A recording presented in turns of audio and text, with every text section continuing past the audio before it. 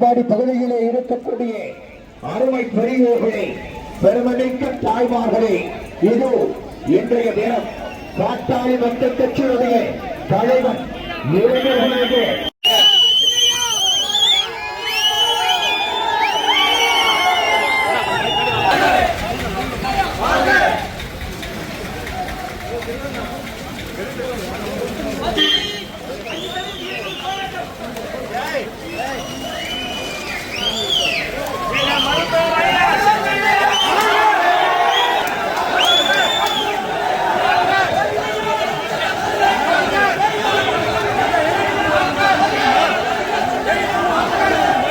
ஒரு கணம் சிந்தித்து பாருங்கள்.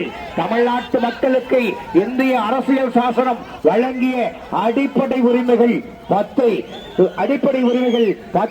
எடுத்துக்கொண்டு அடிப்படை உரிமைகள் 10 மையமாக கொண்டு பாட்டாளி மக்கள் கட்சியினுடைய தலைவர் மருத்துவர் அன்புமணி ராமதாஸ் அவர்கள் இது உங்கள் மத்தியிலே வந்து கொண்டிருக்கிறார்.